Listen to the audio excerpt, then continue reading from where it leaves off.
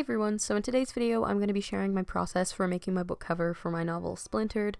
So I actually started working on this a couple months back, probably sometime in September, so it's been a while and quite the journey, and to be honest, the only reason I hadn't finished it anytime soon was because I wasn't feeling very inspired. But I finished it a month or so back and I'm really happy with the final product, so here's the video. I thought it'd be fun if I filmed the entire thing, so the beginning of this video is actually me spray painting a bird cage I found at my local thrift store for 99 cents, and I'd actually been looking for one for a super long time, so I was really excited when I did indeed come across this one. Great thing is that it's super tiny and light, so porting it around was never an issue. It's actually a candle holder, I believe. I'm not sure if it was meant to look like a bird cage, but I was super excited that I found this so I didn't have to buy one off Amazon. I hung that up by my window with some thread, and this is exactly the place I've taken the other pictures for all of the other book covers in this series, which I'll pop up on the screen, besides the one for book 4, which was actually just taken on my bed. For the ones that are hanging up, this is the exact setup that I did use. So the thing that's hanging in the background is actually a shower curtain, which is the same one I used in the previous cover making video for Hollowed. Like, we don't use it as a shower curtain anymore, so I guess it has just become Rachel's book cover taking shower curtain thing for backgrounds. So basically I ironed that out to make sure it was nice and smooth, and then I hung it up on this curtain rod. And how I did this is actually kind of funny. I initially figured out this method when I designed the first 3 covers around like 2 years ago, and that was to take rubber bands and cut them like to create little rubber strings and then tie them around like the curtain rod, and after I thread them through like the shower curtain holes. It's kind of wasting rubber bands, and I don't think I needed to cut them, but it's too late now. So that's what I did. I found them in my dad's old desk and I just used those because nobody else was using them for anything. It works well because it's super easy to move the curtain since the elastic doesn't catch onto anything like thread. To hang up the birdcage, I did use the thread. I just used some white thread from my sewing box, and I just put that through the hole at the top of the cage. And to take the picture, I used my 50mm so that the back bars of the cage would be sort of out of focus. So like in terms of post-processing and actually editing the book cover, which I'm doing right now, it was a lot of experimentation, which is basically the entirety of this video. It's just me playing around with edits, playing around with placement. I mentioned it in my last video for Hollowed, but I'm currently not a huge fan of how I redesigned these book covers, which is natural, seeming as though I did design them in the summer of 2016, so I've had a lot more experience in designing covers since then, just through time. But I didn't want this book cover to look inconsistent, so I was in a predicament of redesigning just this one and making it completely different to the new ones, or keep it consistent but to make this one look a little bit better, which is what I decided to do. Initially I was going to do the title that says Splintered as black. I know I didn't show that part of the video. It was really easy. All I did was type out each individual letter in this font called Wicked Child, I believe, and then I just played around with the free transform tool to like adjust the size. I didn't film that part, I'm really sorry about that.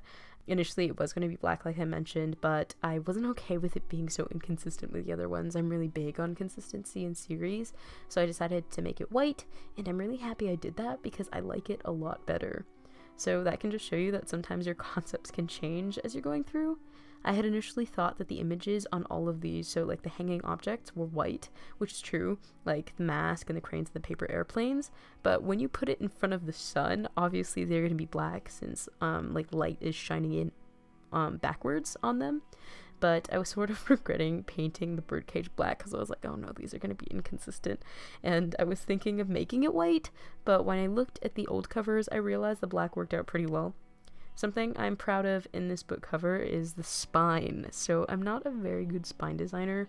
I really do believe that spine design is a completely different piece from cover design because it's basically like designing a completely different cover but on a very, very small area. So I was super proud of how it turned out. And initially I wasn't even going to put the birdcage there, but I decided to try it out randomly and got lucky with the blending mode, as it basically removed the background but kept the cage, which is exactly what I was going for. And for the coloring on the book, this is like sort of the only important like symbolic part. Actually, I guess the entire book cover is made on symbolism, which I'll get into later. So I usually choose colors based off my main characters. So for Reeve, who is the protagonist of this book, she got book 2, and that was purple. So how I choose the colors is by first deciding who the book belongs to, in a sense.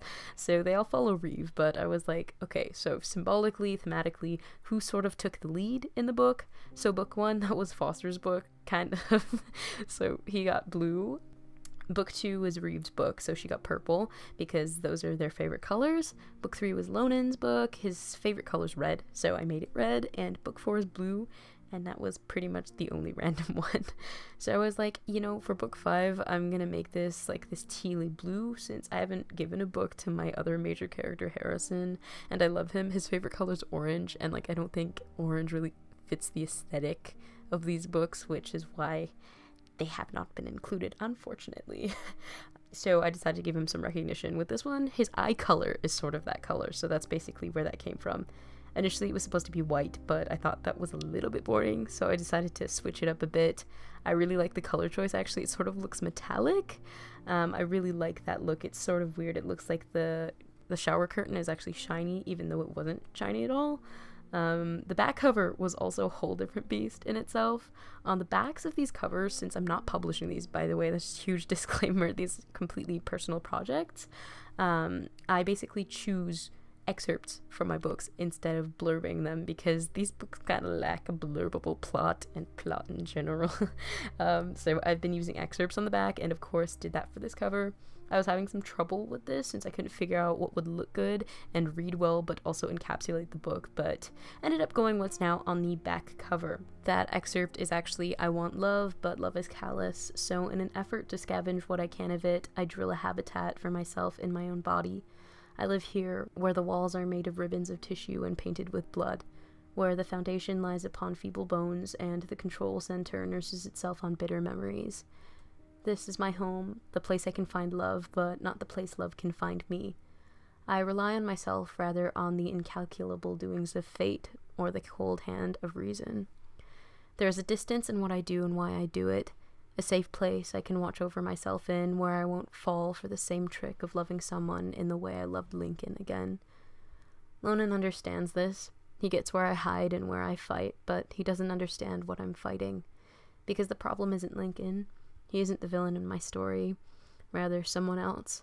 A wandering soul who appears harmless, but bites and shreds any victim it finds. The true antagonist to her own demise. Her first name is Reeve. So that's the excerpt. Now, I'm not sure how I feel about it, but I feel like it's the only one that remotely worked for the back cover. I feel like everything else just would not have worked at all, so that's why I decided to choose that. I'm still on the fence about it, though. Another part I really like about this book cover are the birds on the back. The birds on the back were actually totally last-minute inclusion, but I'm so happy I added them. I think they add another level of dynamics to the cover. So the character in this book that the book is sort of for is, it's not actually Harrison's book, even though the color is Harrison's. The book is very much based around Lonan and Reeve and Lonan's relationship and what that means and all the complicated stuff that goes on between their relationship. And basically Lonan means blackbird, which is kind of why there are birds on the back. And also it just sort of represents his character in general. Lonan is a super morally gray character and really needs a solid redemption arc. I don't know if I can make that happen. He literally keeps villainizing his heroic aspects in every single decision he makes. So I was happy to include the birds, which were all stock photos from Pixabay, I believe.